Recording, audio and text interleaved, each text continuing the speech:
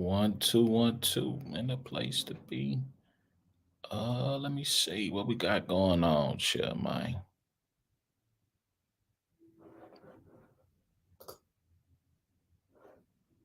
That looks a little better. That looks a lot better.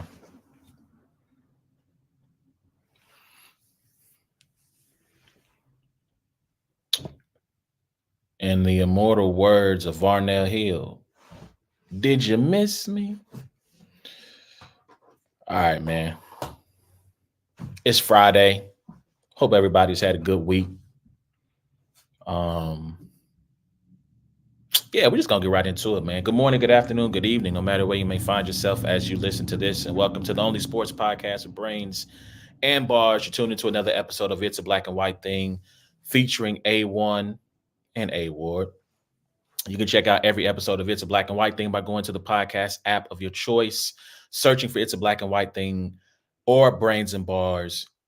Like, share, subscribe, review, rate, all that good stuff. You can also check out every episode of It's a Black and White Thing by going to YouTube, searching for Brains and Bars. Rate, review, comment, subscribe, all that good stuff, man. Tap in with us.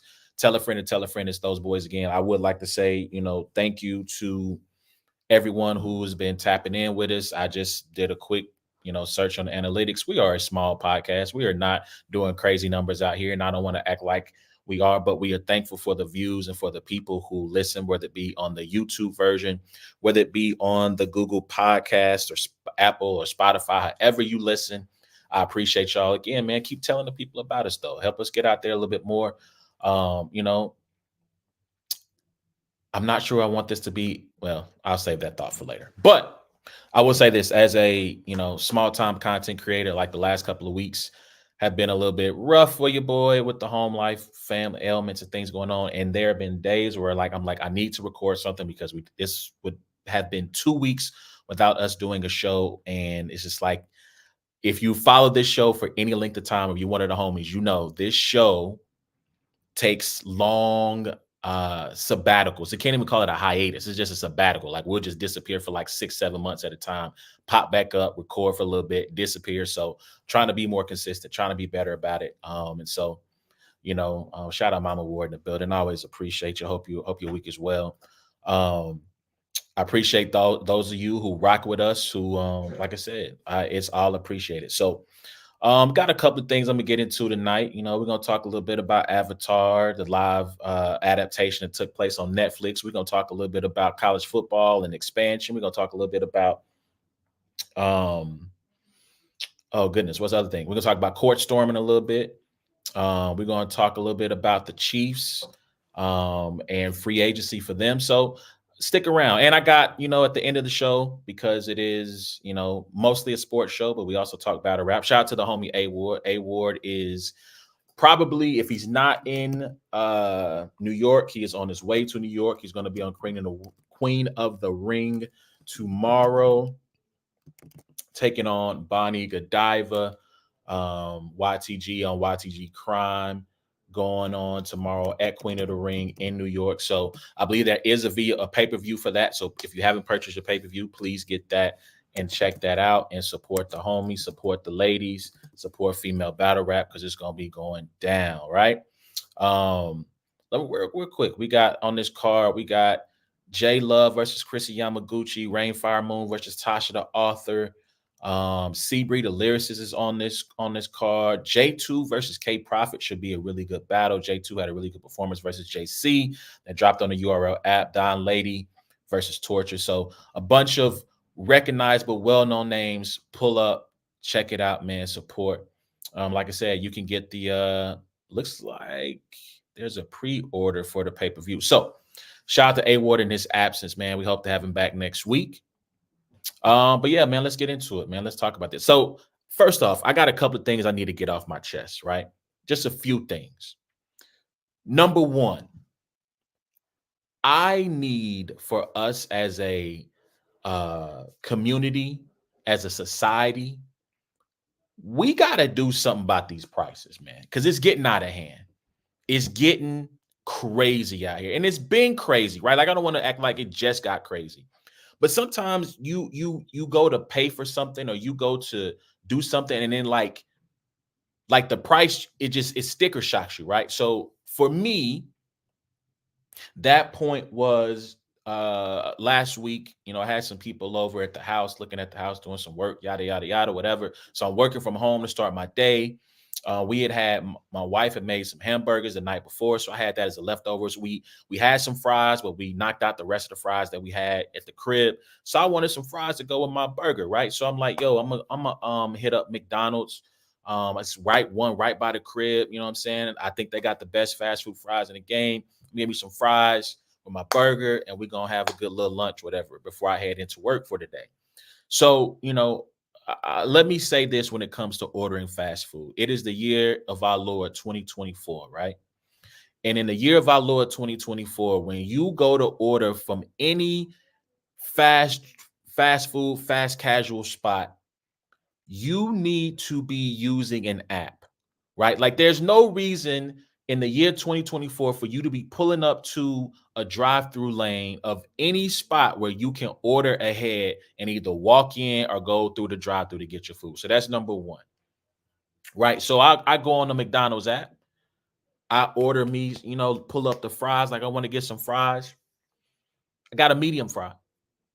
And as I went to pay, I saw that I think it was 4.54 for a medium fry. Not and when I saw the price, I first said to myself, I said, yo, whoa, whoa, whoa, whoa, whoa. I'm bugging, right? Ain't no way these fries is by almost $5. Ain't no way. Yes, I'm rounding up from 4.54. Ain't no way these fries is $5. Like, I gotta have maybe went to order something else, messed up, and then went and realized I needed to double back and take that off, because them fries should be about $2-3 at the most. Absolutely not. $4 for some fries, people. 4.54. And at that point, I said, man, what are we doing as a society? Like, the price of gas. Like, I saw somebody talk about how, like, when they were younger, and let me know what it was for y'all. But when I was young and when I was a kid, I remember gas being 99 cents a gallon. Like, there may be a day where I don't know if my son has ever seen gas below $2 a gallon. Right? Like, they hitting us over the head for everything. Amazon, the Prime price is going up. Netflix done about to go up 2 times. Man, I saw Wendy's was out here talking about they was going to institute a surge pricing for when it got busy. They was going to raise the prices. And I said, yo, if I pull up to the window for the 4 for 4, you tell me it's 4 for 6 because you busy? Like, what are we doing out here, yo? We have got to rise up and tell these people, listen, man, inflation is over. Like, we not still talking about inflation right now. Y'all charging us these prices because y'all figure, well, what else y'all gonna do? Right? Like, we gotta, I don't know how we gonna do it. I don't know how we start this revolution, but when we ready to start the revolution, uh, I'm right here with y'all. I'm ready for the revolution, because we got to do something about these prices, fam. Like, we cannot continue to charge these prices, or we cannot continue to pay the prices these people, like, dog, $4. Let me tell Wendy's. Let me help y'all out. Now, I did find out that Wendy's was the most expensive fast food John, like the burger spots, they're the most expensive one. However, I feel like Wendy's provides, and y'all can correct me if I'm wrong, because I don't really eat Wendy's like that. I don't really eat fast food burgers like that. But in my estimation, Wendy's offers you the best bang for your buck because of the 4 for 4, right? You can mix and match. You can get the nuggets. You can get the little junior bacon cheeseburger. You can do this, that, and the third, right? Wendy's, I want y'all to understand something. Y'all are the spot, like, when times is hard, when you trying to make it till Friday and you trying to make that dollar holla, you trying to stretch it out until you get paid. That 4 for 4 come in handy. And if people pull up to your spot, they just maybe they don't. Sorry, I don't smoke, so forgive me for getting emotional wrong. They're a little chiefed a little bit, and they ain't got a lot of bread on them. They headed to your spot. People don't hit the club. They don't party a little hard. They need a little greasy burger to try to stave the alcohol that's in their system. They coming to y'all for the 4 for 4, man. And if they pull up to the window and y'all tell them it's 4 for 8, man, y'all causing trouble. Like, you causing it's gonna be some furniture moving at that Wendy's when they pull up and that 4 for 4 is 4 for 8, bro. So I beseech thee, Wendy's. I beg of thee, Wendy's. Don't do it. Don't do it. But again, people, we got to do something.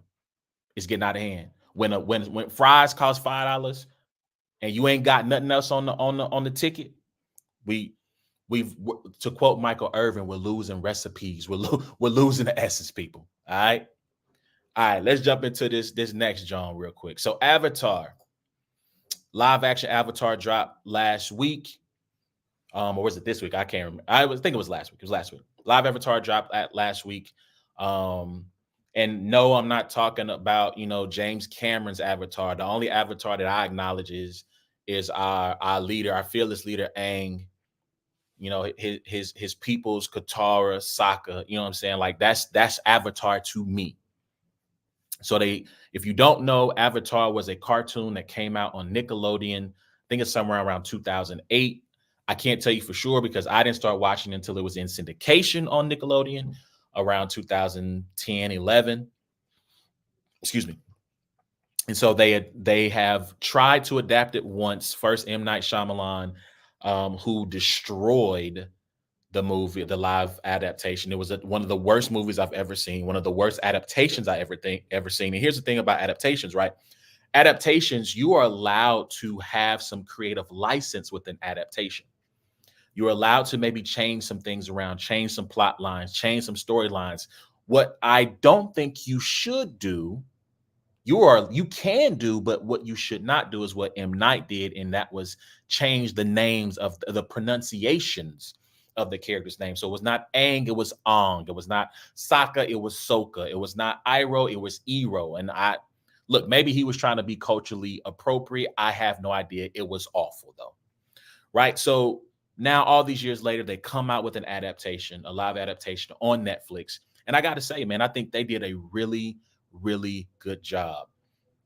It's only 8 episodes. I would have loved to see 10, maybe 12 to maybe flesh out a little bit more of the storylines from that season 1. Season 1 is the Book of Water. But I feel like they did a really good job. And I think there were issues and causes for concern in the process of developing this show because you had the show creators walk away from the project a couple of years ago. And so there were true concerns, but I felt like the set design, the CGI, it's not perfect, but it's done well.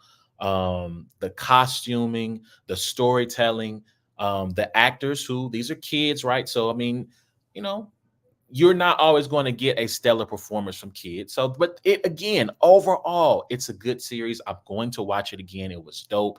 I hope that it gets a season 2 greenlit because I am going to be there to watch it.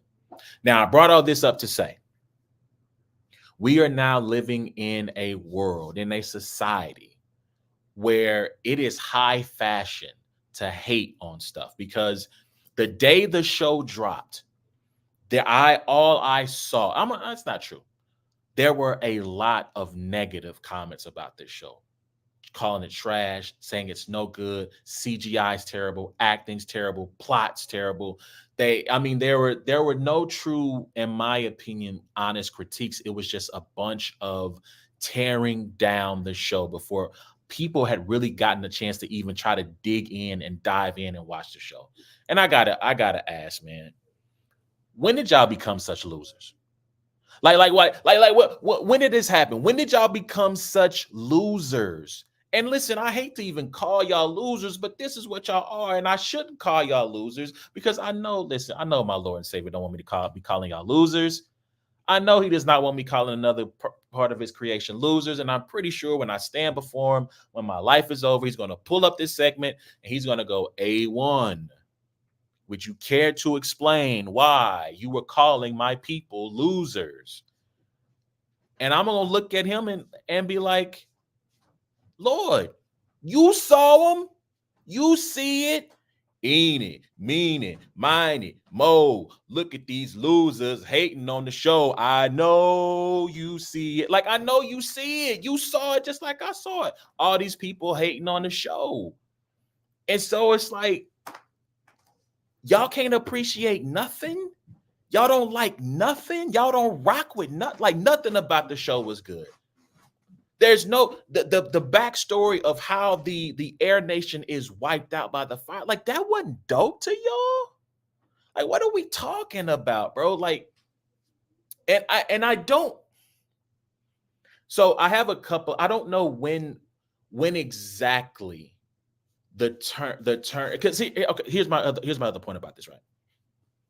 All of these people who were so offering so much disdain and such harsh critique of the show and how much they hated it and how much they didn't like it.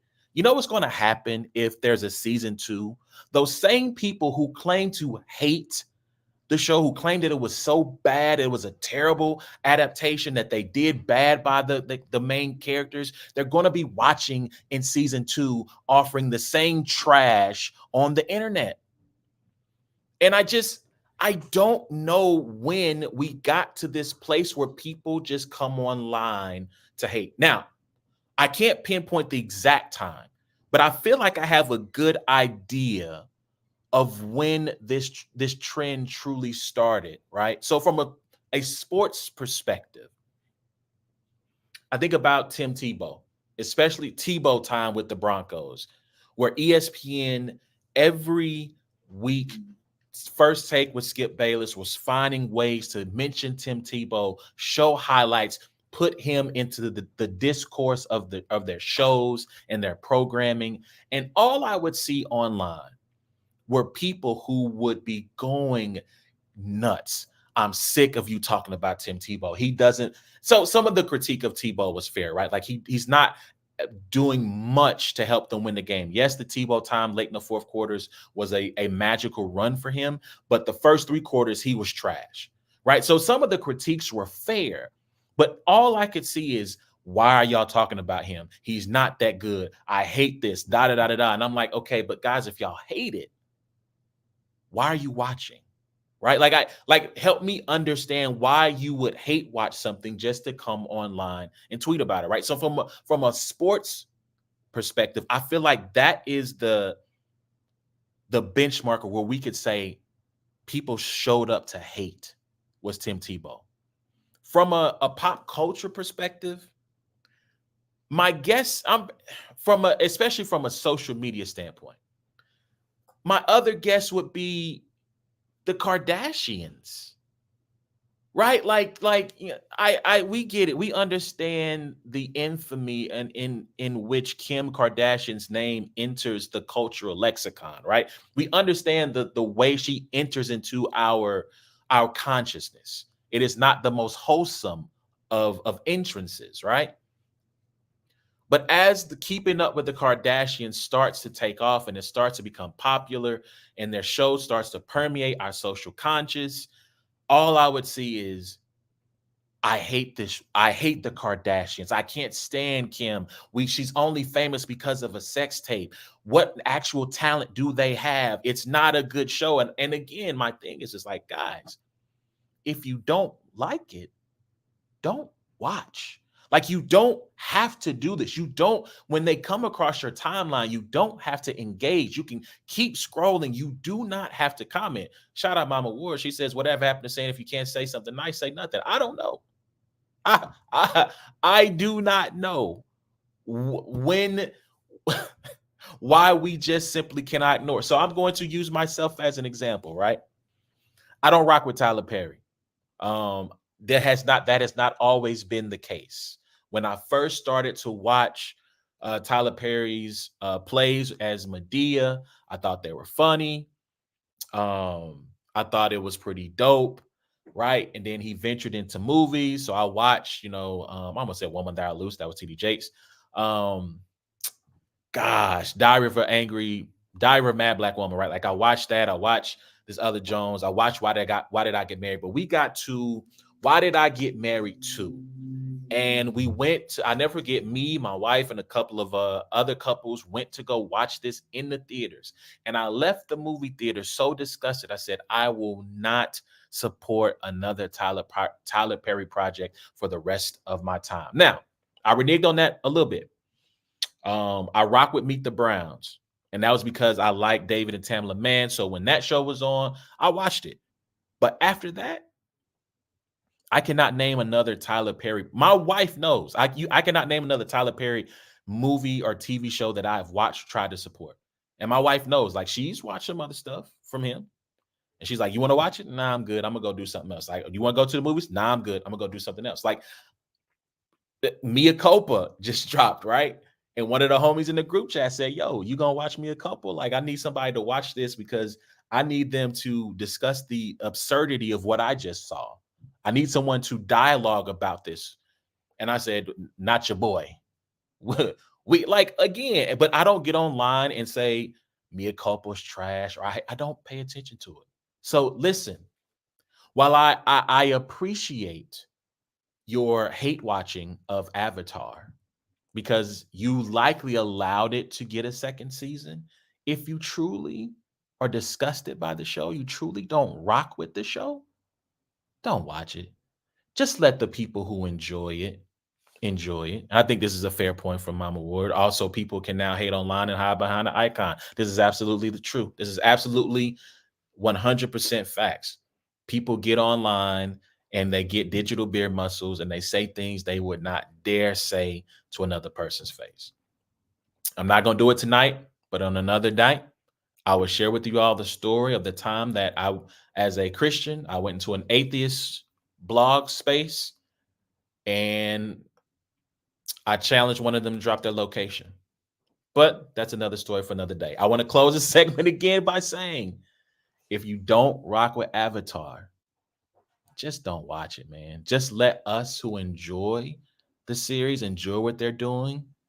Let us enjoy it. And if there's a critique to be had, not some hateful critique, but a true honest critique of the show, give an honest critique. I just want to be clear, right? I'm not saying that you can't say anything about the show or you can't critique it, but I feel like a lot of the critiques were not based in true.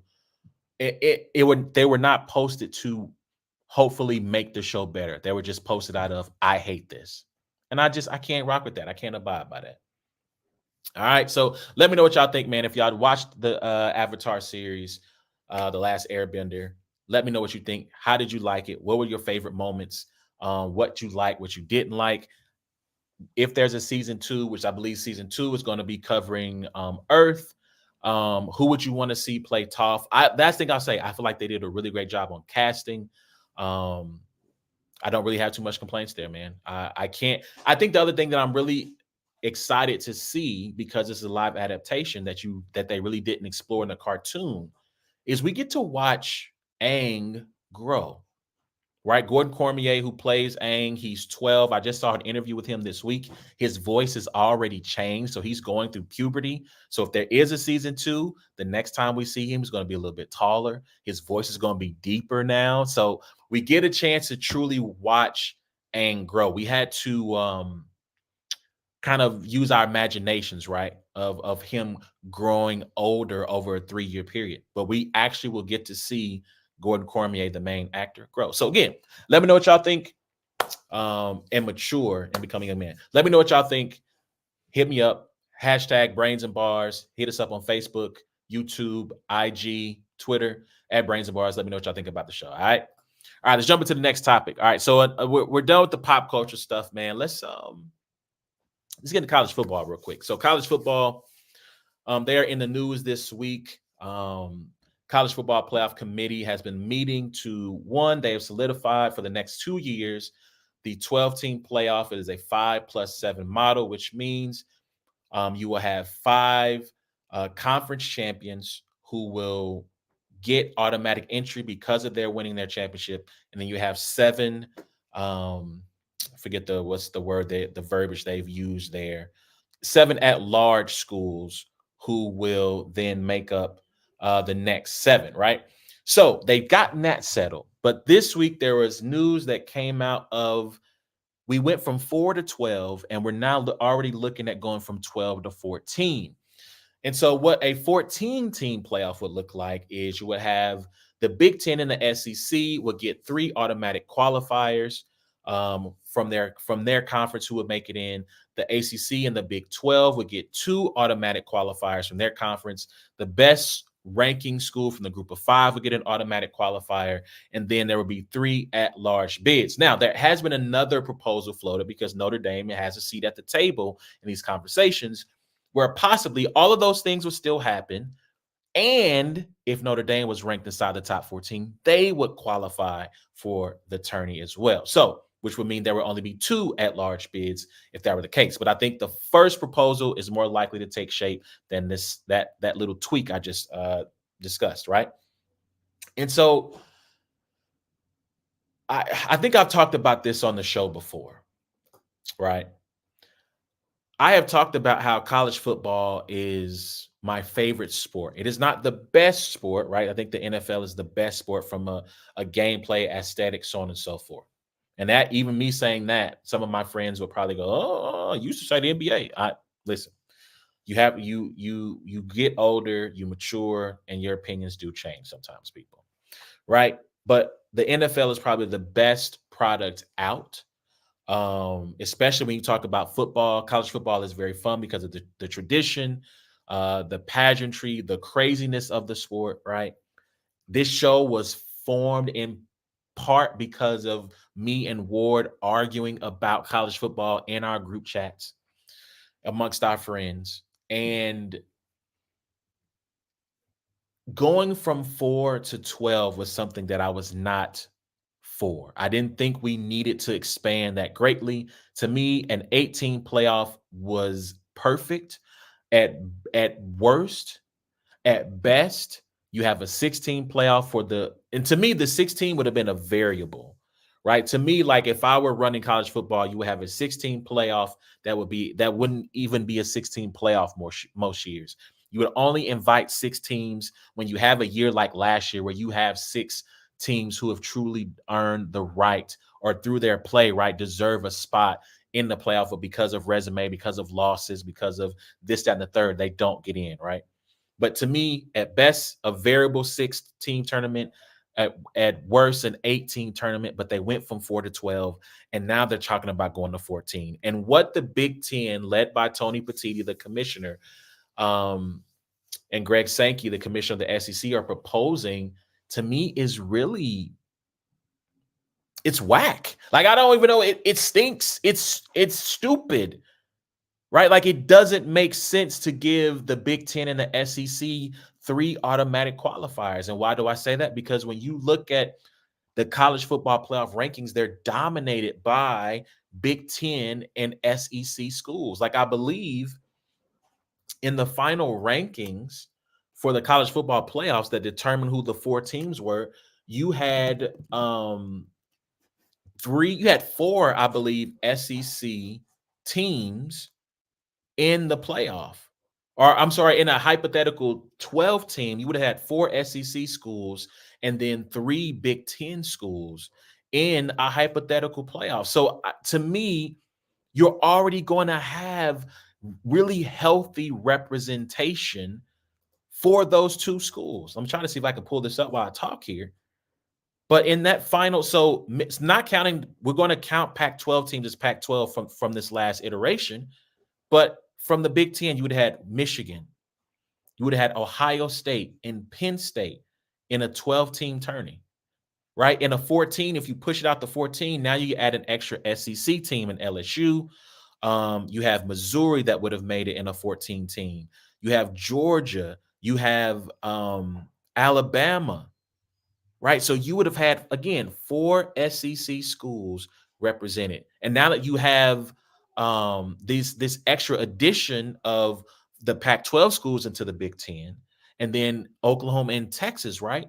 If you add those teams into the mix, now we're talking 5 Big Ten schools, and we're talking 6 SEC schools out of 14 slots. The only non-Big Ten SEC teams would have been Florida State, Arizona. Actually, I'm sorry. You would have had, let's see, let me count to make sure I got that. 1, 2, 3, 4, 5, 6, 7 SEC schools. Excuse me. So we had 7 SEC schools, 6 Big Ten schools, and 1 and 2 non-SEC schools in the mix, or non-SEC Big Ten. So you don't need automatic qualifiers when you have that many people, many teams from those two conferences who are already in the mix. And here's the thing: the people who rank these things are going to automatically, maybe not purposefully, but there will be an unconscious bias towards especially SEC schools, but it also Big Ten because of the reputation they carry. And let's be honest here, people. The college football playoff has been an SEC invitational that sometimes other schools happen outside of that conference happen to win. Right? Like if we keep it a buck, the Big Ten has really bought themselves inclusion into this playoff because their performance within the playoff has not been stellar. This is an SEC tourney that sometimes has Big Ten teams win it, right? Or 1 year Florida State wins it, right? And part of the rationale behind them trying to go for all of this all these automatic qualifiers as well. Well, our conference has ballooned to have all these schools. We have 16 and 17 and 18 schools in our conference. And so we need to make sure that we have adequate representation. And my response to that is, who asked you to go to 16 and 18 team leagues? That is not something we need or like. We didn't ask for this. We didn't ask you to raid the Pac-12 Big Ten. We didn't ask you to go take the best two schools out of the Big 12 SEC. Your greed did this, and your greed is what's pushing this thing on. And your greed will ultimately be the thing that destroys the sport. Because here's my hot take, if you will. At some point, this thing will collapse because the pie can only grow. There's only so much sustainable growth within from a capitalist standpoint with the NCAA. I'm sorry, with college football. They're trying to export it overseas, but it is not it is not a true NFL model, right? And so there's only but so much growth that is going to happen. And maybe it won't happen in the next 10 years. Maybe it won't happen in the next 15 years. Maybe it won't happen in the next 30, maybe not even within my lifetime. But at some point, this thing is going to get so out of hand that you're going to have regional schools go, it was better. What we had was better than what we got now. And they'll break away. Sure as I'm living and breathing, it will happen at some point. They're going to break apart. This thing will not last forever because the greed, the pettiness, and the ego will get in the way and destroy it at some point. Listen to me now, believe me later on. I don't know when it's going to happen, but it will happen someday. So hopefully, cooler heads will prevail. People will make wise decisions. And this committee will say, you know what, we're going to stick to 12 for the next 10 years. And at some point, maybe we'll push it out to 16 because it's going to happen eventually. They're going to go from 12 to 16. I wouldn't be surprised in 20 years if they try to go to 24 because this entire thing is about money. It's not about having the kids' best interests at heart. It's not about doing the best thing for the fans. It's about how much money can we stuff in our pockets. And I will close this segment on this. Expanding to 12 teams without paying the kids, the ones who generate all this revenue that we all tune in to watch, is nasty. Expanding it to 14 teams without not NIL, not endorsements, but without Notre Dame, Texas, Bama, Michigan, Ohio State, Clemson, Florida State, Georgia, without them cutting checks from these universities directly into these kids' pockets because they are true workers. They're not student athletes. They are employees. Without them cutting them a check, it's nasty work. It's disgusting. And as long as that practice continues of not paying the players, there will never not be a time where I talk about college football and expansion of conferences or playoffs or TV deals or what have you, where I don't say you need to pay those kids what they're worth. Well, A1, how do you know what they're worth? I don't. Figure it out. But make sure they get their bread because they're the reason you can sell this game for billions of dollars to ESPN and Fox and NBC and whoever else you decide to shill out to. Let me know what y'all think about that, man. Should the college football playoff expand to 14 teams? Should the Big Ten, should there be automatic qualifiers? Forget should the Big Ten or the SEC have them. Should there be automatic qualifiers at all? Matter of fact, there's one other stat I forgot to say about this too. SEC and the Big Ten are talked about as the best conferences, right? Like this is without dispute, without a doubt, right? And I do want to give credit to the SEC for being so dominant. They are the best conference in the country. So what I want to, when I talk about this last final talking point, it is simply to illustrate this. We can talk about hypothetically who's better. We can talk about who we deem to be the best conferences, but you still got to go out there and play and prove it on the field, right?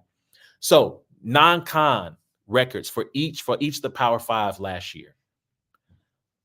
3 of the conferences had records that were 500 or better. Do you know which 2 conferences had below 500 non-con records? If you would have said the Big Ten and the SEC, ding, ding, ding, ding, ding, you're the big winner. The ACC went 10-9. Big 12 went 6-6. Big 10, 5-8. Pac-12, 7-3. The SEC, 7-9. So when we talk about who the best conferences are and who are the most deserving, who's earned the spot, let's not always be so quick to side with the SEC and the Big Ten because these other guys play football too. They got good kids playing at these schools too.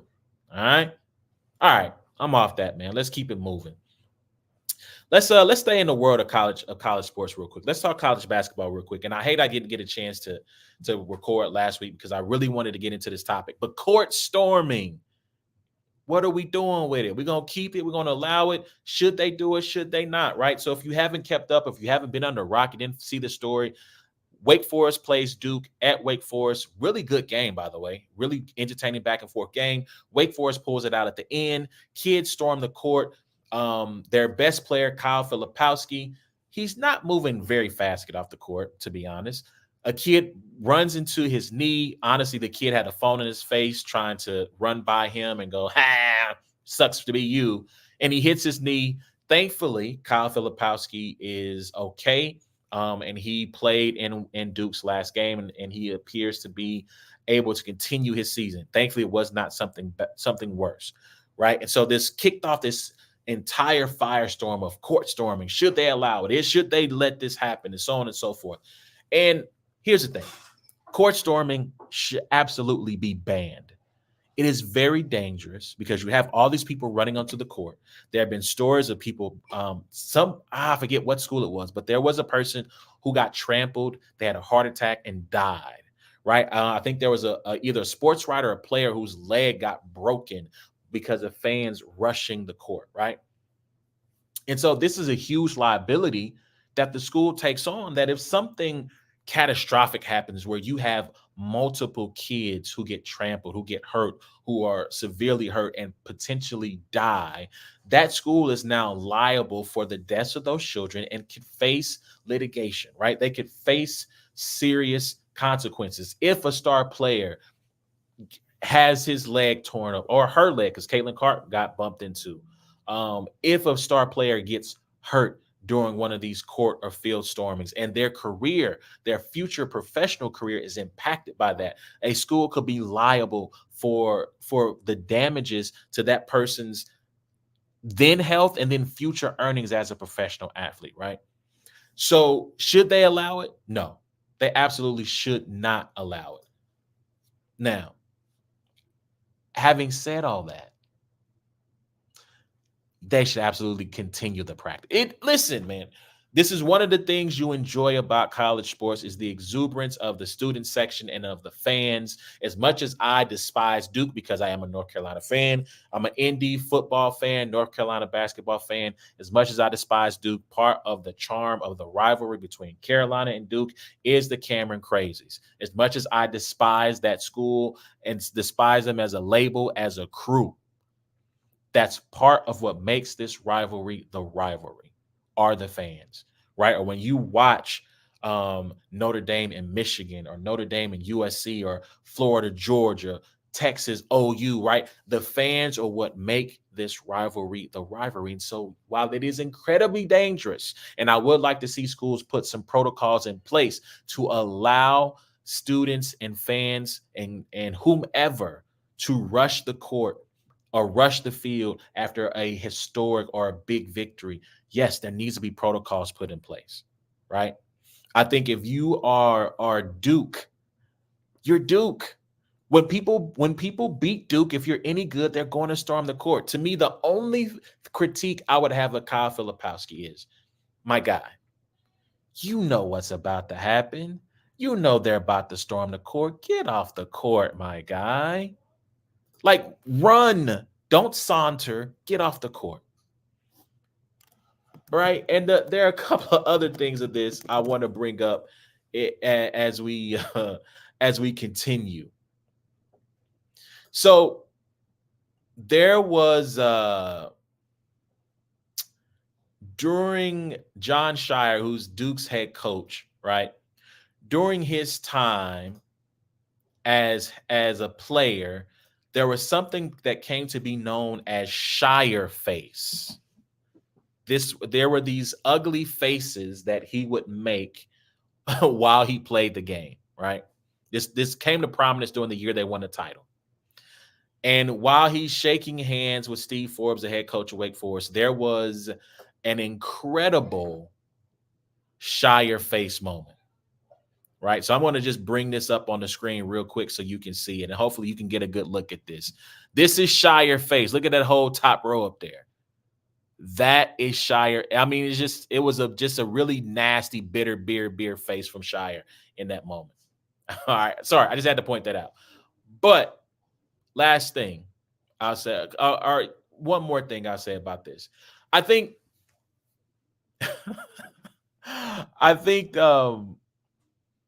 people have tried to talk bad about Wake Forest and say, well, you were favored in the game. You got to act like you've been there before, right? Like you beat Duke last year at home. And I just want to say this. I got a couple of stats about that, right? So since 2000, Wake is 9-39 since 2000 against Duke. They're 8-14 at home. They're 1-25 on the road. Yes, they've beaten Duke in back-to-back years, but before that, they had not beaten Duke at home since the 2019-2020 season.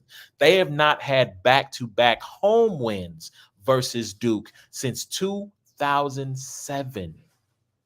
What are we talking about? You were favored. So why are you storming the court? They're Wake Forest. What do you mean? Why are they storming the court? This isn't Carolina, and Carolina has stormed the court after some big wins against Duke in like the last 5 years.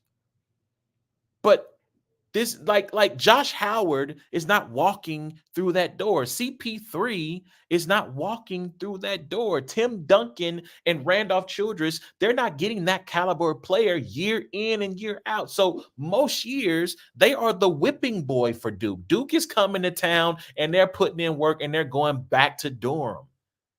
So yes, when Wake Forest beats Duke at home, until they consistently beat Duke at home, they're going to storm the court, guys.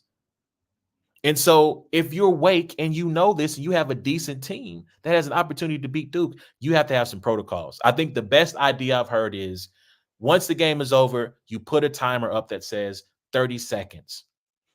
30 seconds. We'll put the clock. We have a clock on the scoreboard. 30 seconds. We allow the players to get off the floor. We allow them to shake hands. The opposing team can leave, and you can come rush the floor and still enjoy that win with your team. I think that's a fair a fair compromise, right? And then hopefully security's doing everything they can to help people get out of the stands onto the court and watch for any instances of someone who might trip and fall so that they don't get seriously hurt. But to close, court storming is super dangerous. However, it's a part of what makes college sports college sports. So let's find a way to not ruin that too, like you ruined almost everything else with this great sport of basketball and football. Let's fix it, make it um, make it safe for everyone, and make it so that we can enjoy those sporadic and great moments in sports. So let me know what y'all think, man. Should court storming be allowed? How should we handle it going forward? Hit us up at Brains and Bars on Facebook, IG, and Twitter. All right, a couple of more things. We're about to get out of here. All right, so let's go to the world of the NFL. So I have obviously we got the NFL draft. I'm sorry, the combine happening this week. Want to probably reach out to someone who is covering this to try to talk more about it, a little bit more in depth, add a little bit more to the conversation than I myself could add. However, I have one leftover thought from the Super Bowl. And this is going to be a Chiefs segment, right? There's going to be heavy on the Chiefs. But is Chris Jones a first ballot Hall of Famer? Now, I do think Chris Jones is a Hall of Famer, but has Chris Jones reached skip the line territory? Right? Because there are certain players. Patrick Mahomes right now could call it a career. And 5 years later, he's first ballot, skip the line. Travis Kelce, first ballot, skip the line. Whenever Andy Reid hangs it up, first ballot, skip the line. I know there's been a push for Steve Spagnuolo.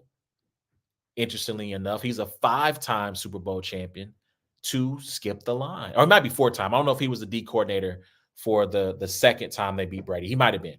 But he's a 4-time Super Bowl champion for sure. There have been talks about, well, him becoming the first defensive or first coordinator, right, to make the Hall of Fame. So you have these certain caliber of players whose resume is so stacked that they're going to get in whenever they decide to retire.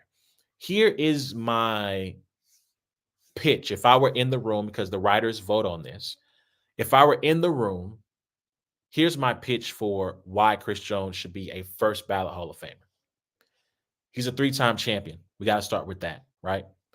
In this Chiefs dynasty, he has been, I don't want to hit, not far and away its best player, but it's the best player. And if he wasn't the best player, he might have been the second best player on 3 championship teams. He's a 5-time All-Pro, 2-time first team, 3-time second team All-Pro.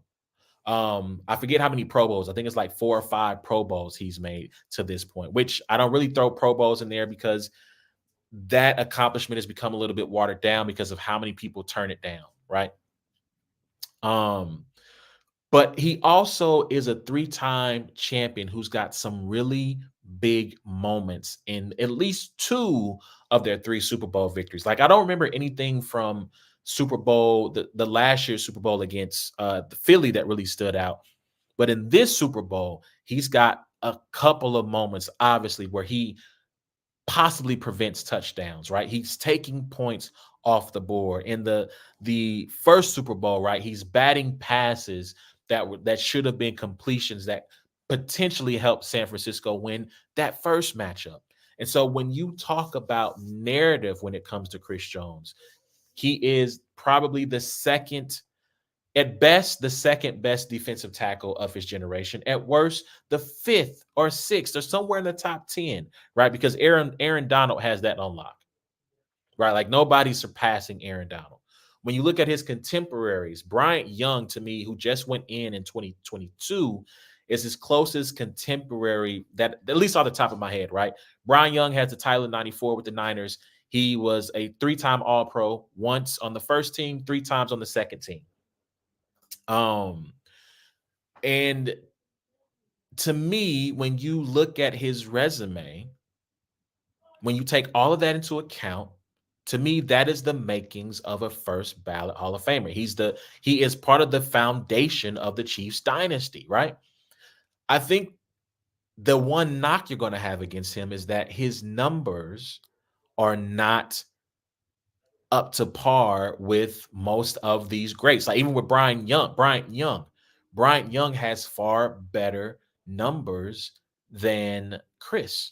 Obviously, when you compare him to someone like Aaron Donald, who's a skip the line guy, Aaron Donald has otherworldly stats in comparison to Chris Jones. But to me, like I said, when you look at Chris and what he's done and what he's meant to that organization, again, he's a foundational piece of the dynasty on the defensive side, right?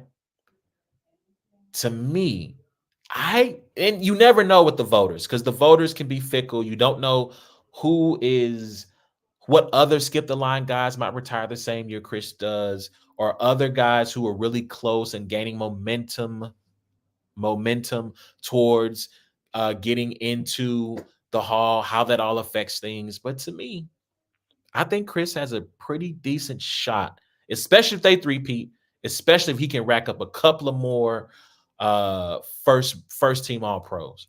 If he ends his career with 5 first team all pros, 3 championships, to me, you have a hard time keeping him out at that point. Let me know what y'all think about that, right?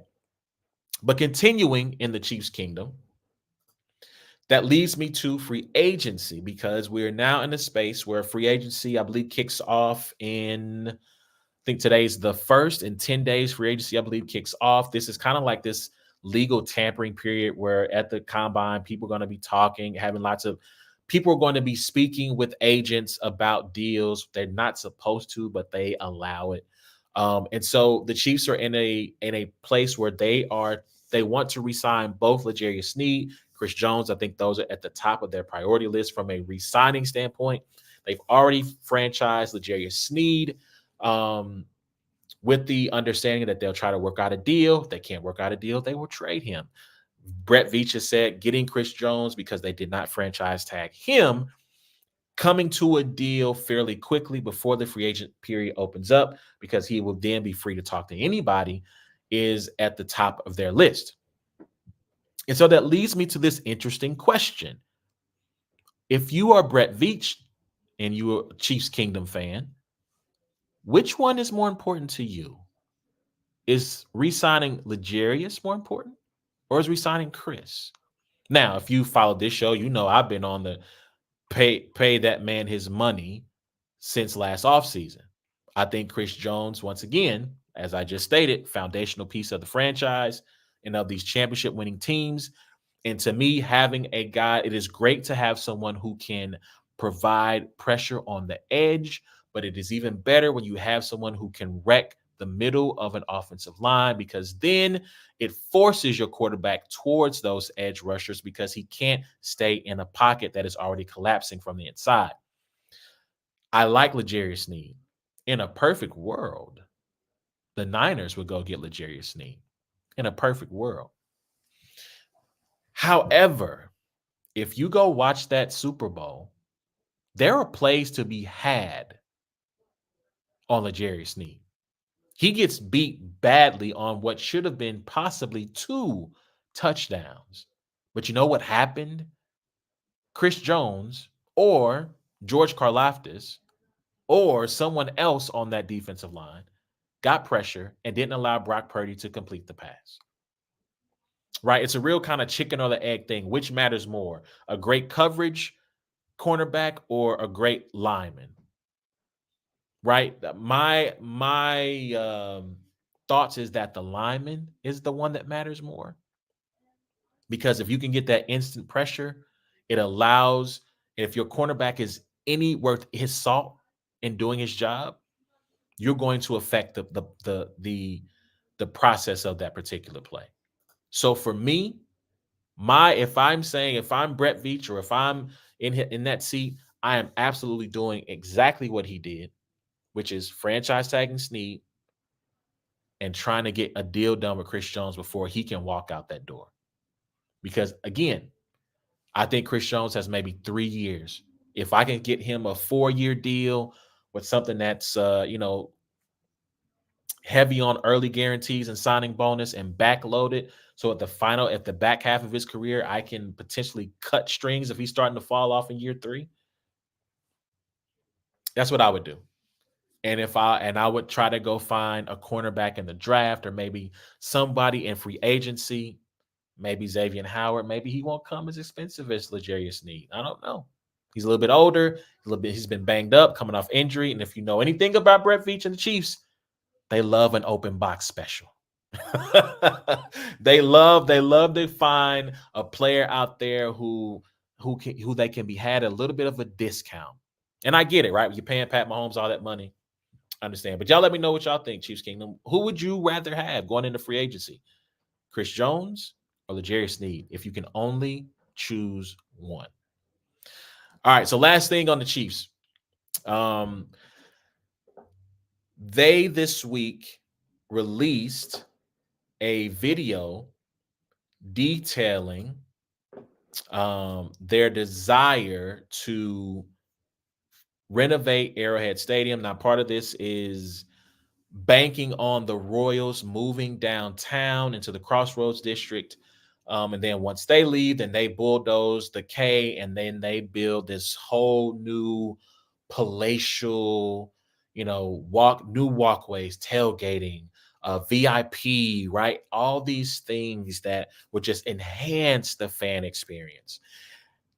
However, as the same time as that piece of news is being dropped, the NFL Players Association drops their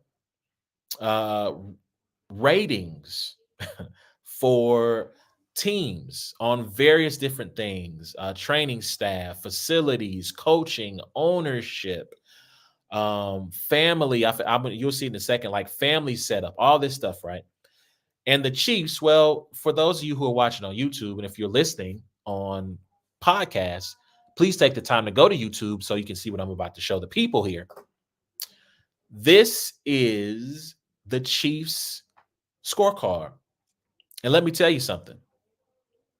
If this were being graded on a cumulative scale, they would be flunking, because these grades are close to flunking, I should say, because these grades are not good.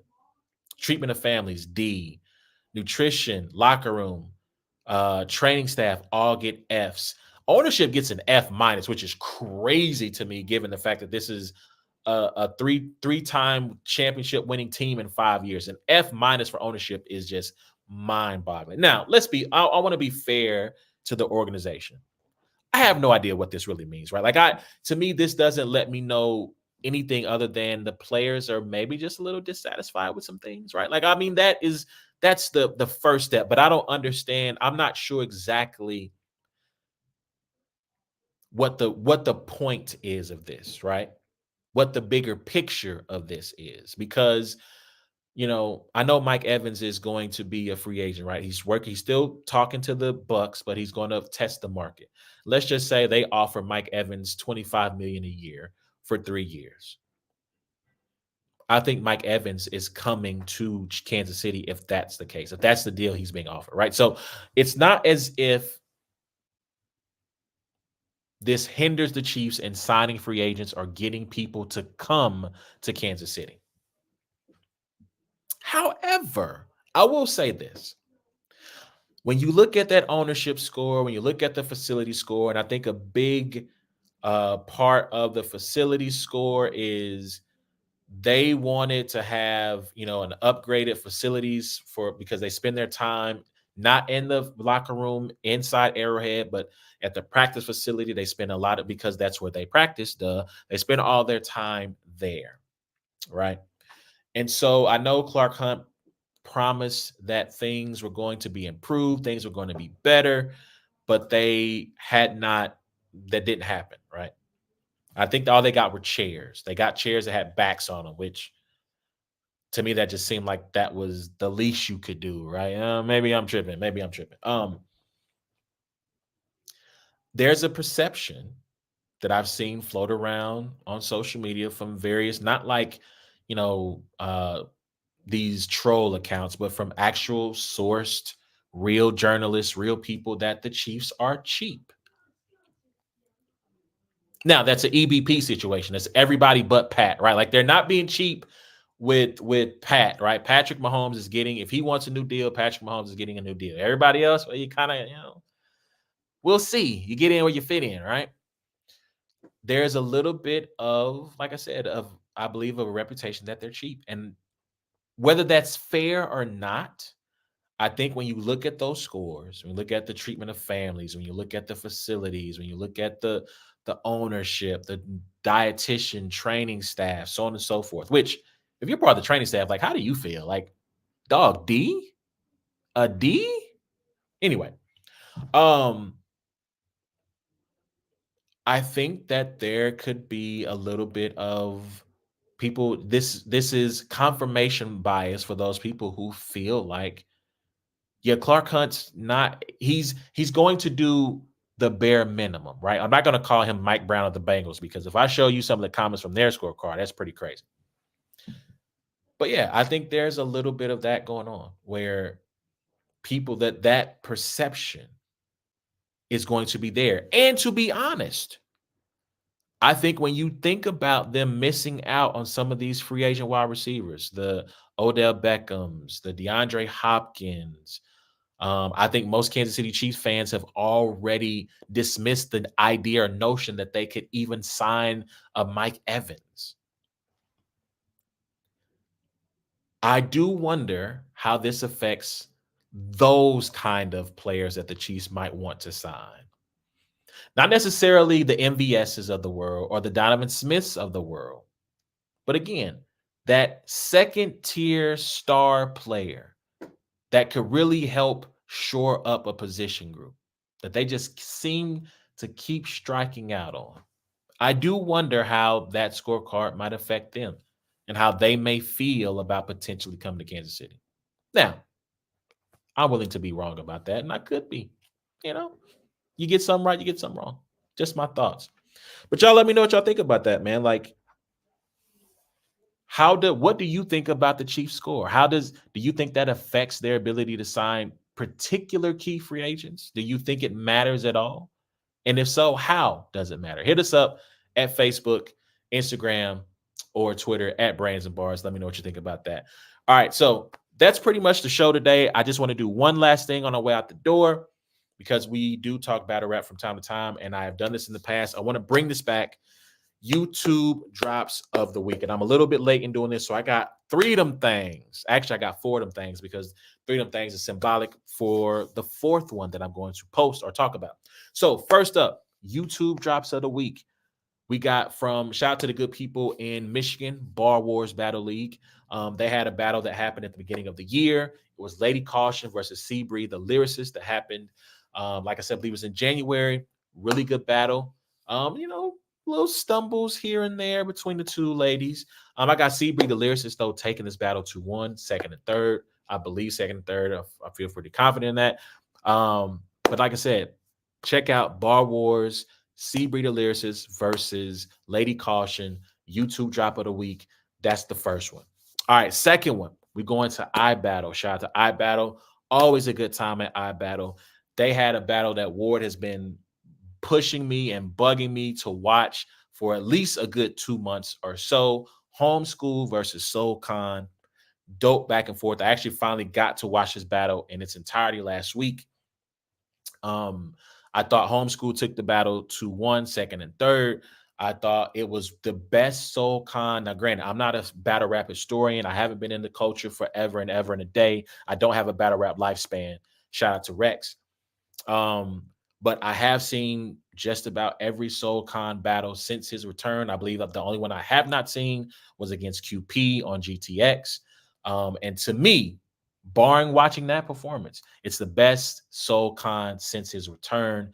To me, I haven't seen every homeschool battle, but to me, this is a top 3, if not the best homeschool battle I've seen this year. So go check out Homeschool versus Soul Khan on iBattle. Shout out to them.